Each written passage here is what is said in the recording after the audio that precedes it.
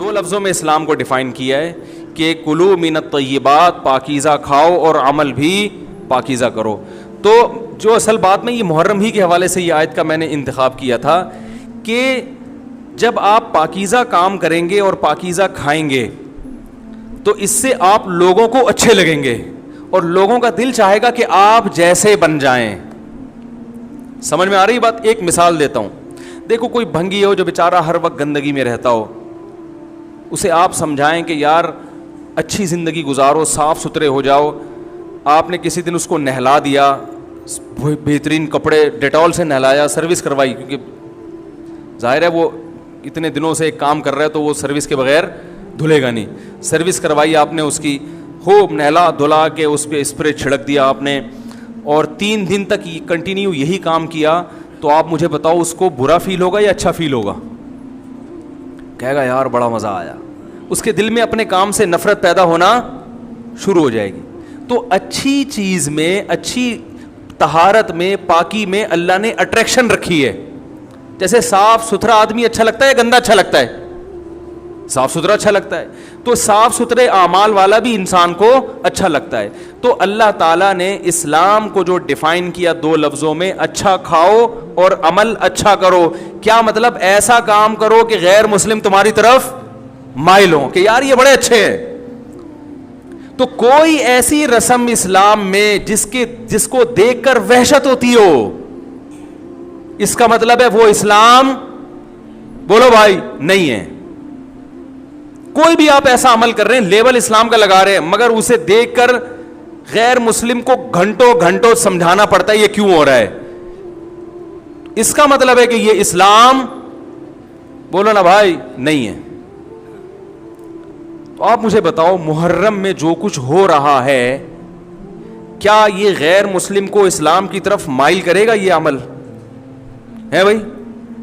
یعنی کوئی غیر مسلم اسے دیکھ کے مسلمان ہوگا کہ یار ماشاءاللہ بڑا زبردست اسلام ہے؟ افسوس ہمیں اس پر ہے کہ دیکھو جن کا مسلک ہے, جن کا فقہ ہے, وہ جو کچھ کر رہے ہیں انہیں کرنے دو.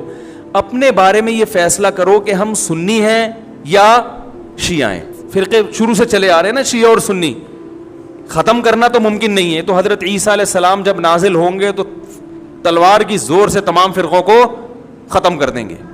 تو جو کام عیسیٰ علیہ السلام کا ہے وہ خود کرنے کی کوشش نہ کرو, جو حضرت مہدی کا کام ہے وہ خود کرنے کی کوشش نہ کرو. ہم کسی فرقے کو ختم نہیں کر سکتے, لیکن ہم اپنے آپ کو ڈیفائن کر سکتے ہیں. ہم یہ بتا سکتے ہیں کہ ہماری رائے میں صحیح کیا ہے. تو میرے بھائی, نبی صلی اللہ علیہ وسلم نے فرمایا 73 فرقوں میں سے ایک جنتی ہے. تو یا تو ادھر چلے جاؤ, یا بولتے کیوں نہیں, ابھی نہیں بول رہے تو پھر عمل کیسے کرو گے, یا تو پورے ادھر چلے جاؤ یا پورے ادھر آ جاؤ.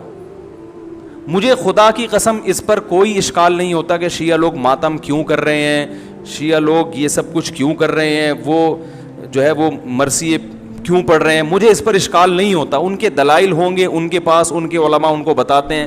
وہ کب کہتے ہیں کہ ہم سنی ہیں, وہ کب کہتے ہیں کہ ہم صحابہ کو حجت سمجھتے ہیں. ایک چیز کا انہوں نے دعویٰ ہی نہیں کیا تو ہم ان پر وہ کیوں تھوپے ان کے سر پہ. لیکن میں آپ کی بات کر رہا ہوں, میں ان لوگوں کی بات کر رہا ہوں جو اپنے آپ کو سنی کہتے ہیں. تو بھائی پھر سنی ہو تو جو اہل سنت والجماعت کے جو چاروں مکاتب فکر ہیں, حنفی, مالکی, شافعی, حنبلی, یہ اہل سنت کے ہیں نا, ان کی کتابوں میں کہیں بھی اس طرح کی کوئی چیز, بولو بھائی, نہیں ہے. ماتم کرنا اہل سنت کے ہاں جائز نہیں ہے. نبی صلی اللہ علیہ وسلم نے میت پر چیخو پکار کرنے کو حرام قرار دیا ہے. نوحہ کو جو میت پہ رونا پیٹنا ہوتا ہے, گریبان چاک کرنا, اس عمل پر آپ صلی اللہ علیہ وسلم نے لعنت فرمائی ہے. صحیح بخاری صحیح مسلم کی حدیثیں ہیں. حضرت جعفر طیار رضی اللہ تعالی عنہ نبی کے سگے چچا زاد بھائی میدان جنگ میں شہید ہوئے, 4 بیویاں بیوہ ہوئی ہیں, چھوٹے چھوٹے بچے یتیم ہو گئے. آپ نے ان کی بیویوں کو زور سے رونے کی اجازت نہیں دی. اتنا غضبناک ہوئے, جب وہ باز نہیں آئے آپ نے فرمایا ان کے منہ پہ خاک پھینک دو. حالانکہ بیوہ ہوئی ہیں, قابل ترس ہیں, لیکن چیخ کے رونے کی اجازت حالانکہ وہ تو اہل بیت میں سے تھے. حضرت جعفر طیار ظلمن شہید ہوئے تھے.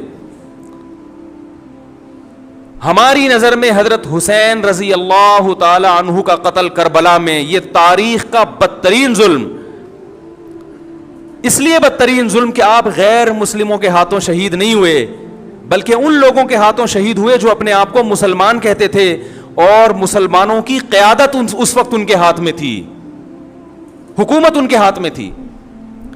لیکن اس ظلم پہ اہل سنت والجماعت کے ہاں جو سنی ہیں ان کے چاروں مکاتب فکر کے ہاں نہ رونے پیٹنے کی اجازت, نہ نوحہ کرنے کی اجازت, اور نہ میرے بھائی ماتم کرنے کی اجازت. میرے بھائی آپ لوگ اللہ کا واسطہ محرم میں مرثیے نہ لگائیں.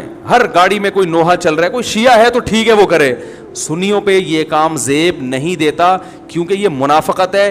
پتہ ہی نہیں چل رہا آپ ادھر ہو یا آپ ادھر ہو, آپ کا مسلک کہیں نہیں پتہ چل رہا. ہمیں ایک مسلک کو فالو کرو. ہمارے ہاں محرم منحوس مہینہ نہیں ہے, ہمارے ہاں محترم مہینہ ہے, مبارک مہینہ ہے. امہات المومنین میں سے بعض کی اس مہینے میں شادی ہوئی ہے. ہم شہادت کو نحوست نہیں سمجھتے. 10 محرم پہلے سے مبارک تھا, حضرت حسین کی شہادت کی وجہ سے اور مبارک بن گیا, منحوس نہیں بنا. شہادت مبارک عمل ہے, منحوس نہیں ہے. ہم اس مہینے میں کالے کپڑے نہیں پہنیں گے, ہم اس مہینے میں خوشیاں منانے کو جائز سمجھتے ہیں. لوگ کہتے ہیں ان کو حسین سے محبت نہیں ہے. محبت کا جو طریقہ حسین نے بتایا اس طریقے پہ عمل کرنا حسین سے محبت ہے. جو طریقہ حسین سے ثابت نہیں ہے اس طریقے پہ محرم کو منانا یہ محبت کا طریقہ ہماری رائے میں نہیں ہے. سمجھ میں آ رہی ہے بات کہ نہیں آ رہی ہے؟ اور ایک میں وضاحت کر کے بیان کو ختم کروں. بھائی یہ کوشش کریں گے نا اس کی, محرم نہ منحوس مہینہ ہے, نہ اس میں بلائیں نازل ہوتی ہیں, اس میں خوشیاں منانا بھی جائز ہے, اس میں نکاح کرنا شادی کرنا بھی درست ہے. یہ جو مشہور ہے محرم کی شادی ناکام ہوتی ہے 100% غلط ہے. جو شیعہ حضرات ہیں وہ بچیں اس سے.